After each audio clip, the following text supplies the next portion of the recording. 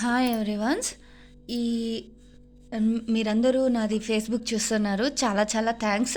So అందరూ మేమున్నామని supports నాకు చాలా వచ్చాయి. చాలా చాలా థ్యాంక్స్. అండ్ నెక్స్ట్ మీడియా మిత్రులందరికీ కూడా మెనీ మెనీ థ్యాంక్స్ అండి. ఎందుకంటే ఎవ్వరు కూడా భయపడొద్దు. ఎవ్వరు కూడా నజీర్ అనే ఆఫ్టర్ ఆల్ ఒక వీధి రౌడీ, ఒక వీధి గుండాకు భయపడాల్సిన అవసరం లేదు. నా సర్వీస్లో నేను ఇట్లాంటి ఎదవల్ని చాలా మందిని చూసిన. నా సర్వీస్లో ఒక ఫైల్ మూమెంట్ చేయడానికి కూడా ఎంతోమంది ఎన్నో బెదిరింపు కాల్స్ వచ్చేవి నాకు. అలాంటిది నేను డిపార్ట్మెంట్లోనే నా హై అథారిటీస్కే నేను భయపడేదాన్ని కాదు. అట్లాంటి ఈ వీధి రౌడీలు, వీధి కుక్కలకు భయపడేంత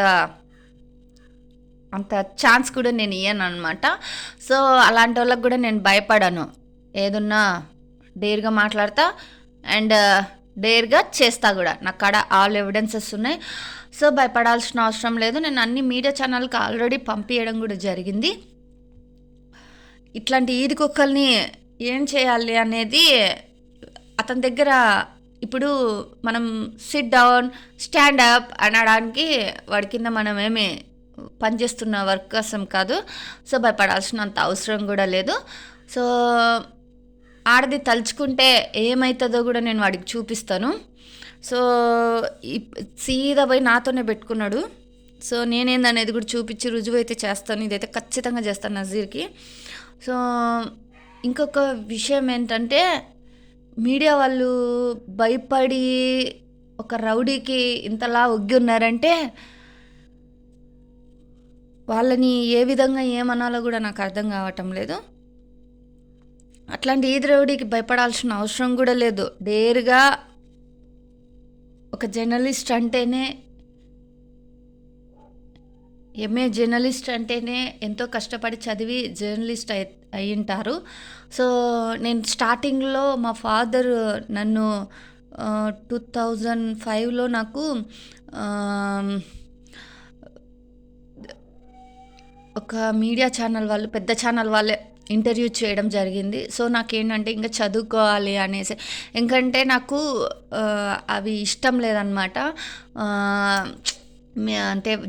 అంటే యాంకర్ మామూలుగా ఇట్లా తిరిగి న్యూస్ చేయడం అలా ఇష్టం లేదు.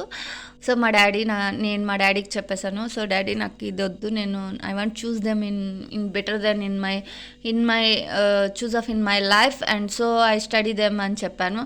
సో మా డాడీ నాకు అదే ఇంకా నేర్చుకోవడానికి చదివిచ్చారనమాట. సో నేను తెలివితేటలతో పైకొచ్చిన దాన్ని, కష్టపడి పైకొచ్చిన దాన్ని, ఇట్లాంటి ఈది రౌడీలు, వీధి గుండాలాగా బెదిరించుకొని డబ్బు అక్రమంగా సంపాదించుకొని. ఒక విషయం అండి, సైసా ఫ్యామిలీ కాబట్టి సైసా గారిని కూర్చో లేయి అంటే లేస్తారు.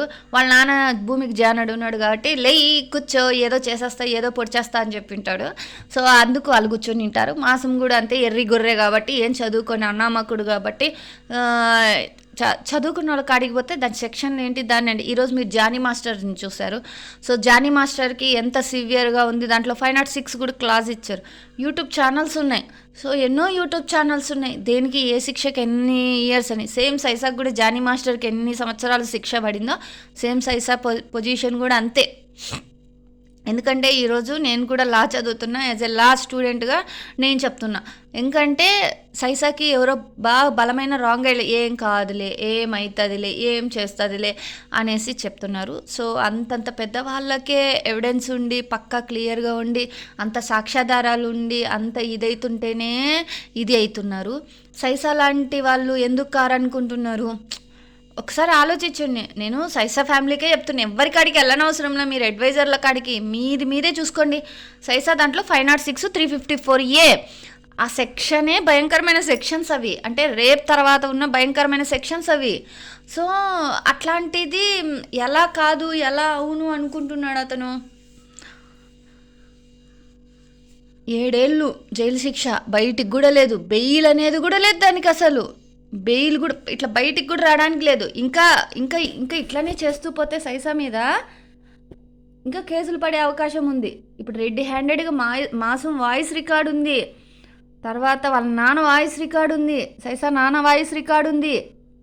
వాళ్ళ నాన్న మా చుట్టాలను అడిగి చెప్తాను, మాకు ఓకే, మాకు ఇష్టమే అమ్మాయిని పెళ్లి చేసుకోవడం అనే వాయిస్ రికార్డ్ ఉంది నా కాడ, ఎవిడెన్స్ పక్కా ఉంది. ఎందుకు లేదు అనుకొని మీరు ఇలా రెచ్చిపోతున్నారో నాకైతే అర్థం కాలేదు. సో ఇదైతే మాత్రం నేను మళ్ళీ చెప్తున్నా, మళ్ళీ మళ్ళీ చెప్తున్నా, మీ మంచిగా చెప్తున్నా నేను.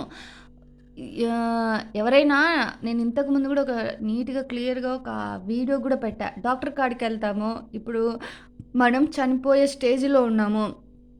మనం చనిపోయే స్టేజ్లో ఉన్నప్పుడు డాక్టర్ నువ్వు చచ్చిపోతావు, నువ్వు చచ్చిపోతావు, నువ్వు చచ్చిపోతావు అని చెప్తాడా? అప్పుడు ఇంటికి తీసుకెళ్ళండి, పేషెంట్ కన్ను కోమాలో ఉంది అని చెప్తారు. ఎందుకు చెప్తారు? మనం పక్కనున్న వాళ్ళం కొలాప్స్ అవ్వకూడదని, మన పక్కనున్న వాళ్ళం కొలాప్స్ అవ్వకూడదని. అది డాక్టర్ వృత్తి. ఎందుకంటే చచ్చిపోయేవాడిని నువ్వు చచ్చిపోతున్నావు అని చెప్తే పేషెంట్కి ఇంకా ఇదైపోతాడు, అంటే బతికిచ్చడానికి. అంటే ఇంకా ఏమన్నా నా శక్తులారా కాకుండా భగవంతుడి శక్తి కూడా ఎక్కడైనా జోడించి ఆ వాయు ఆ బాడీకి ఏమన్నా ఇంక్రీజ్ ఆఫ్ పెరుగుతుందేమో అనేసి. సో అది అనమాట లాజిక్. సో అదే ఆలోచించుకోకుండా ఆఫ్టర్ ఆల్ ఒక వీధి రౌడీ, ఒక వీధి గుండా చదువుకొని ఒక అనామకుడి కాడికి వెళ్ళి వేస్ట్ ఆఫ్ మనీ చేసుకొని, వేస్ట్ ఆఫ్ ఇది చేసుకొని ఎంతవరకు ఇదవుతారు? నేను మళ్ళీ చెప్తున్నా, రిక్వెస్ట్ చేసి చెప్తున్నా, సైసా ఫ్యామిలీ ఇప్పటికైనా ఆ అడ్వైజర్లు వెంబడి తిరగడం మానేసి you want think it own. ఇప్పుడు నేనున్నా, నాకు ఏ అడ్వైజర్ లేడే, ఏ అడ్వైజర్ నాకేం చెప్పడే. ఎందుకంటే నేను చదువుకున్నాను, I want studied in PG. So నేను జాబ్ చేశాను 16 ఏళ్ళు.